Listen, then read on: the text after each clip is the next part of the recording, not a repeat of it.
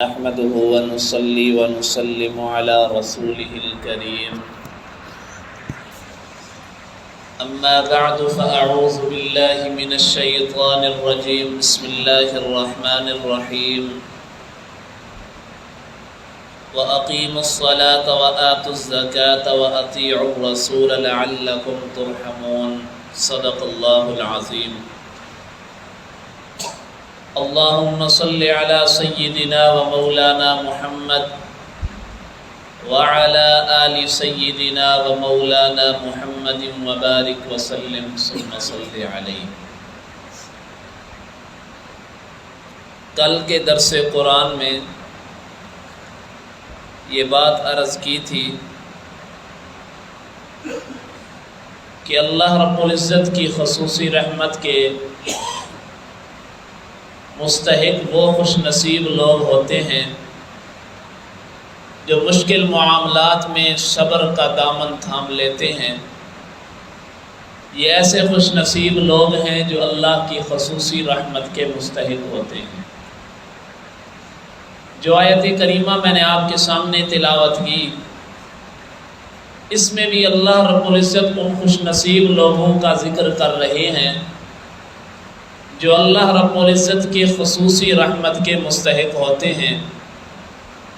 ان میں سب سے پہلا ذکر کیا وَأَقِيمُوا الصَّلَاةَ، نماز قائم کرنے والا یہ ایسا خوش نصیب بندہ ہے جو اللہ کی خصوصی رحمت کا مستحق ہوتا ہے۔ قرآن مجید فرقان حمید میں اکثر مقامات پر اللہ رب العزت نے نماز قائم کرنے کا حکم دیا ہے، اور سب سے پہلے پارے میں بھی اللہ رب العزت نے مؤمنین کی صفات اور متقین کی صفات بیان کرتے ہوئے یہ فرمایا الذین یقیمون الصلاۃ، تقوی اختیار کرنے والے وہ لوگ ہوتے ہیں یقیمون الصلاۃ جو نماز میں ہمیشگی کرتے ہیں۔ یقیمون یہ قیام سے ہے، یعنی نماز کو قائم رکھتے ہیں، پڑھتے نہیں ہیں، قائم رکھتے ہیں۔ قائم رکھنے کا مطلب یہ ہے کہ ایک دن دو دن نماز پڑھی پھر چھوڑ دی، یہ نہیں، بلکہ اس پر ہمیشگی اختیار کرتے ہیں، وہ حقیقی معنوں میں نمازی ہوتے ہیں۔ اور نماز یہ عربی میں صلاۃ، اس کو نماز کہا جاتا ہے، اور صلاۃ یہ صلیون سے مشتق ہے۔ صلیون کہتے ہیں کسی لکڑی کو گرم کر کے اس کو سیدھا کیا جاتا ہے، اس عمل کو صلیون کہا جاتا ہے۔ تو نماز بھی اسی صلیون سے بنی ہے۔ تو مطلب یہ ہے کہ جب نمازی اللہ کے سامنے عاجزی اور انکساری کے ساتھ نماز پڑھتا ہے تو جس طرح لکڑی کو گرم کر کے سیدھا کیا جاتا ہے، اسی طرح اللہ رب العزت نماز کے ذریعے انسان کے بگڑے ہوئے حالات کو سیدھا کر دیتا ہے۔ بڑی فضیلت والا عمل ہے، بڑی فضیلت والی عبادت ہے۔ حدیث مبارکہ میں آتا ہے اللہ کے پیغمبر نے فرمایا، حضرت ابو ایوب رضی اللہ تعالیٰ عنہ روایت کرتے ہیں، وہ فرماتے ایک شخص اللہ کے پیغمبر کی خدمت میں حاضر ہوا اور عرض کی یا رسول اللہ مجھے کوئی ایسا عمل بتائیں جس عمل کی وجہ سے میں اللہ کی جنت میں داخل ہو جاؤں۔ تو آپ علیہ الصلوۃ والسلام نے فرمایا تعبد اللہ کی عبادت کر، ولا تشرک بہ شیئا، اور اللہ کی عبادت میں کسی کو شریک نہ ٹھہرا، وَتُقِيمَ الصَّلَاةَ، اور نماز قائم کر، وَتُؤْتِيَ الزَّكَاةَ، اور زکوٰۃ ادا کر، وَتَصِلِ الرَّحْمَةَ، اور صلہ رحمی کر۔ تو جنت میں داخل ہونے والے اعمال میں آپ علیہ الصلوۃ والسلام نے نماز کا ذکر کیا۔ تُقِيمُ الصَّلَاةَ، نماز قائم کر، اس کا فائدہ یہ ہوگا کہ اللہ کی جنت میں تم داخل ہو جاؤ گے۔ حضرت عقبہ بن عامر رضی اللہ تعالیٰ عنہ روایت کرتے ہیں، وہ فرماتے ہیں کہ ایک بکری کا چوپایا، اللہ کے پیغمبر نے فرمایا ایک بکری کا چوپایا، بکری کا چرواہا جب وہ پہاڑ کی اوٹ پہ جا کر اذان دیتا ہے اور نماز پڑھتا ہے، اس کے اس عمل کو دیکھ کر اللہ رب العزت اتنے خوش ہوتے ہیں اور فرماتے ہیں دیکھو میرا بندہ میرے لیے اذان کہتا ہے، اقامت کہتا ہے اور پھر نماز پڑھتا ہے، میں اللہ اس سے راضی ہو گیا، اس کو بخش دیا اور اسے جنت میں داخل کر دیا۔ بڑا مبارک عمل ہے، بڑی فضیلت والا عمل ہے۔ اور یاد رکھیے کل قیامت کے دن اگر سب سے پہلے کسی عمل کے بارے میں پوچھا جائے گا تو وہ یہی نماز ہے۔ حدیث مبارکہ میں آتا ہے حضرت انس رضی اللہ تعالیٰ عنہ روایت کرتے ہیں، وہ فرماتے اللہ کے پیغمبر نے فرمایا اول ما یحاسب به العبد یوم القیامت الصلاۃ، سب سے پہلے بندے کے ساتھ قیامت کے دن جس چیز کا سوال ہوگا وہ نماز ہے۔ وَإِن صَلُحَتْ صَلُحَ لَهُ سَائِرُ عَمْلِهِ، اگر نماز اس کی درست نکل آئی تو صَلُحَ لَهُ سَائِرُ عَمْلِهِ، اس کے سارے اعمال درست نکل آئیں گے۔ اور اگر وَإِن فَسَدَتْ، اور اگر نماز ہی میں خرابی آ گئی، نماز والا عمل ہی کمزور نکلا، فَسَدَ لَهُ سَائِرُ عَمْلِهِ، اس کے دیگر اعمال بھی سارے کمزور پڑ جائیں گے۔ تو سب سے پہلے قیامت کے دن جس اعمال کے بارے میں، جس عمل کے بارے میں سوال ہوگا وہ نماز والا عمل ہے۔ حدیث مبارکہ میں آتا ہے، حضرت ابو ہریرہ رضی اللہ تعالیٰ عنہ روایت کرتے ہیں کہ ایک مرتبہ اللہ کے پیغمبر نے صحابہ کرام سے ایک سوال کیا، بڑی خوبصورت محفل لگی ہوئی ہے، اللہ کے پیغمبر تشریف فرما، صحابہ کرام موجود ہیں۔ اللہ کے پیغمبر نے صحابہ کرام سے پوچھا، میرے صحابہ بتاؤ، ارأیتم، خبر دو مجھے، لو ان نارا بباب احدکم، اگر تمہارے گھر میں سے کسی ایک کے گھر کے سامنے ایک جاری نہر ہو، اس میں سے زوردار پانی چلتا ہو، یغتسل فی کل یوم 5 مرات، اور تم میں سے کوئی ایک آدمی اس نہر میں دن میں 5 مرتبہ غسل کرتا ہو، حل یبقى من درنہ شیء، کیا اس کے جسم میں کوئی میل کچیل باقی رہے گی؟ صحابہ کرام نے عرض کی، یا رسول اللہ،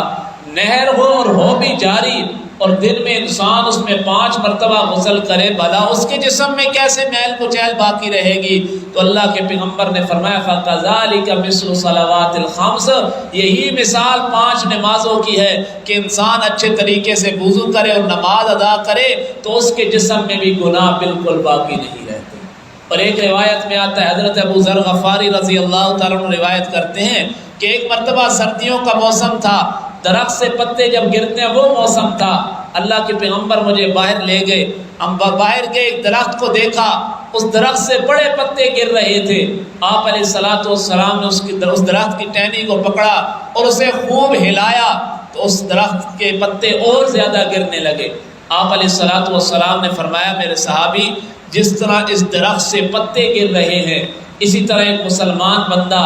اگر صحیح طریقے سے وضو کرے اور خشوع و خضوع کے ساتھ نماز پڑھے تو اس کے جسم سے بھی گناہ اسی طرح جھڑ جاتے ہیں۔ اور یاد رکھیے، یہ ان لوگوں کی خصوصیات اور ان نمازیوں کی فضیلتیں بیان ہو رہی ہیں جو کامل طریقے سے اور اچھے طریقے سے نماز پڑھتے ہیں۔ اور قرآن مجید میں اللہ نے کامیاب لوگوں کا جب ذکر کیا،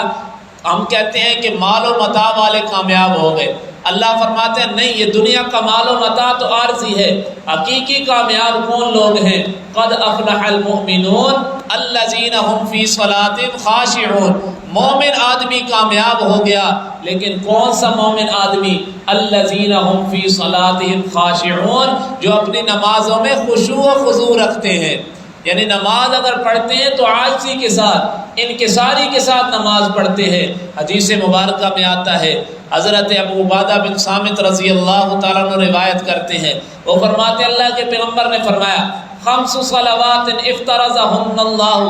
5 نمازیں اللہ رب العزت نے ان کو فرض کیا، من احسن وضوءہن لوقتہن، جو آدمی ان کے وقت میں ان نمازوں کے لیے وضو کرتا ہے، واتم رکوعہن وخشوعہن، اور نماز کے رکوع کو بھی اچھے طریقے سے مکمل کرتا ہے اور نماز میں خشوع و خضوع کے ساتھ نماز پڑھتا ہے، یمحو اللہ بہ الخطایا، اللہ رب العزت اس نماز کے ذریعے اس کے سارے گناہوں کو معاف کر دیتے ہیں۔ لیکن شرط کیا ہے؟ وَأَتَمَّ رُكُوعَهُنَّ وَخُشُوعَهُنَّ، کہ نماز اگر پڑھتا ہے تو رکوع بھی صحیح طریقے سے کرتا ہے اور نماز عاجزی اور انکساری کے ساتھ پڑھتا ہے۔ قرآن مجید میں اللہ رب العزت نے نمازیوں کا ذکر کیا، والذین هم علی صلاتهم یحافظون اولئک فی جنات مکرمون، جو آدمی نماز کی حفاظت کرتا ہے، اللہ رب العزت فرماتے ہیں اولئک فی جنات مکرمون، یہ لوگ جنت کے باغات میں عزت دیے جائیں گے۔ حدیث مبارکہ میں آتا ہے آپ علیہ الصلوۃ والسلام نے نماز کا ذکر کیا اور فرمایا جو آدمی نماز کی محافظت کرتا ہے، نماز کی حفاظت کرتا ہے، نماز پہ ہمیشگی اختیار کرتا ہے، اللہ کے پیغمبر فرماتے ہیں کانت لہو نورن،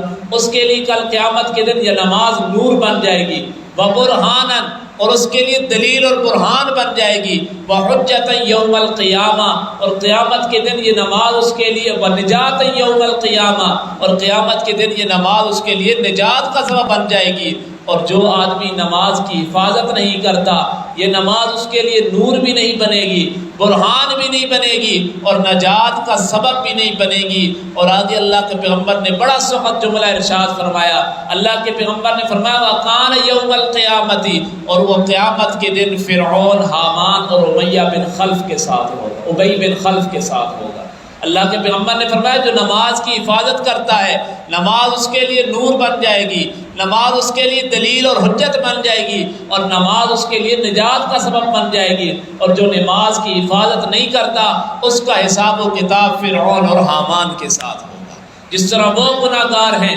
جہنم کے مستحق ہیں، اللہ کے پیغمبر نے فرمایا جو نماز کی حفاظت نہیں کرتا اس کا معاملہ بھی انہی لوگوں کے ساتھ ہوگا۔ کیونکہ مومن اور کافر کے درمیان اگر فرق کرنے والی کوئی چیز ہے تو وہ نماز ہے، کہ مومن نماز پڑھتے ہیں اور کافر نماز نہیں پڑھتے۔ قرآن مجید میں ایک دوسرے مقام پر اللہ نے فرمایا والذین هم علی صلواتہم یحافظون، جو اپنی نمازوں کی حفاظت کرتے ہیں، اولئک هم الوارثون، یہی لوگ جنت کے وارث ہیں۔ الذین یرثون الفردوس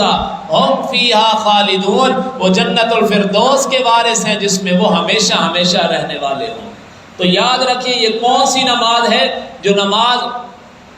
خشوع اور خضوع اور عاجزی کے ساتھ پڑھی جائے، اور جو نماز سستی کے ساتھ پڑھی جائے اس نماز کو اور ان لوگوں کو اللہ نے منافق کہا ہے۔ قرآن مجید میں اللہ فرماتے ہیں ان المنافقین یخادعون اللہ وهو خادعهم، کہ منافق وہ بد نصیب لوگ ہیں یخادعون اللہ، کہ وہ اللہ کو دھوکہ دینا چاہتے ہیں، وهو خادعهم، حالانکہ وہ خود دھوکے میں ہیں۔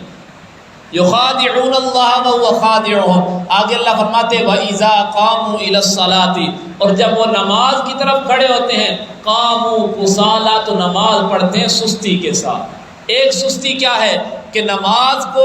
اتنا ٹالتے ہیں کہ نماز کے نکلنے کا وقت ہوتا ہے اور وہ فوری کھڑے ہو جاتے ہیں اور ڈھونگے مار کر نماز جلدی پڑھ کے نماز مکمل کر دیتے ہیں۔ یہ منافق لوگوں کی علامت ہے کہ عصر کی نماز کا وقت ہوا، نماز کو لیٹ کرتے رہے، جیسے ہی سورج غروب ہونے لگا فوری کھڑا ہوا، جلدی وضو کیا اور جلدی نماز پڑھ لی۔ یہ سستی کے ساتھ نماز ہے۔ اور دوسرا کسالہ کا معنی یہ ہے کہ نماز تو پڑھتے ہیں لیکن خشوع اور خضوع نماز میں نہیں رکھتے۔ کسالہ سستی کے ساتھ نماز پڑھتے ہیں کہ جلدی رکوع کیا، سجدہ کیا اور جلدی نماز کو مکمل کیا۔ اور دوسری ان کی کیا خصوصیت ہے منافق لوگوں کی؟ وَإِذَا قَامُوا إِلَى الصَّلَاةِ قَامُوا كُسَالَىٰ، پہلا تو وہ یہ عمل کرتے ہیں کہ نماز اگر پڑھتے بھی ہیں تو سستی کے ساتھ، اور دوسرا یہ عمل ہے یُرَاءُونَ النَّاسَ، اگر نماز پڑھتے ہیں تو نماز میں ریاکاری شامل ہوتی ہے کہ لوگ دیکھ رہے ہیں اس لیے بڑا اچھا رکوع کر رہا ہے، بڑا اچھا سجدہ کر رہا ہے۔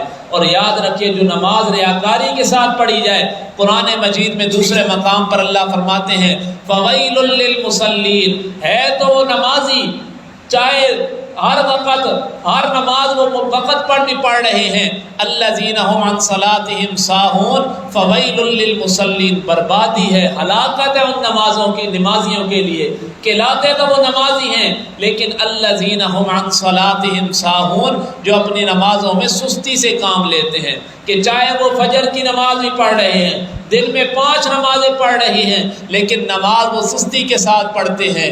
ایک تو یہ ہے کہ سستی کے وقت گزر رہا ہوتا ہے، آخری وقت میں نماز پڑھتے ہیں، نماز کو خوب ٹالتے ہیں، اور دوسرا وقت یہ ہے کہ اگر نماز پڑھتے بھی ہیں تو بے دلی کے ساتھ پڑھتے ہیں، کسی کے کہنے پر پڑھ رہے ہیں۔ اور الذین هم عن صلاتهم ساہون، اگر وہ نماز پڑھ بھی رہے ہیں تو وہ دکھلاوے کے ساتھ، الذین هم یراؤون، اگر وہ نماز پڑھ رہے ہیں تو دکھلاوے کے لیے پڑھ رہے ہیں۔ اللہ فرماتے ہیں فویل للمصلین، ایسے نمازیوں کے لیے ہلاکت اور بربادی ہے۔ تو آج اگر ہم نے اپنی نماز کو کامل نماز بنانا ہے اور ایسی نماز بنانا ہے کہ جس نماز کے ذریعے ہمارے گناہ معاف ہو جائیں اور جو نماز اللہ کی رحمت کی مستحق بن جائے، ایسی نماز اگر ہم نے پڑھنی ہے تو وَأَتَمَّ رُكُوعَهُنَّ وَخُشُوعَهُنَّ يَمْحُ اللَّهُ بِهِنَّ الْخَطَايَا، تو رکوع بھی مکمل کرنا ہوگا، نماز میں عاجزی اور انکساری پیدا کرنی ہوگی، پھر وہ نماز ایسی نماز بنے گی کہ جو نماز ہمارے گناہوں کی معافی کا سبب بن جائے گی۔ تو میں نے درس شروع کیا کہ اللہ کی رحمت کے مستحق وہ لوگ ہوتے ہیں جو نماز کا اہتمام کرتے ہیں، نماز میں ہمیشگی اختیار کرتے ہیں۔ اللہ رب العزت سے دعا ہے کہ اللہ رب العزت ہمیں نماز صحیح طریقے سے قائم رکھنے کی توفیق عطا فرمائے۔ وآخر دعوانا ان الحمد للہ رب العالمین۔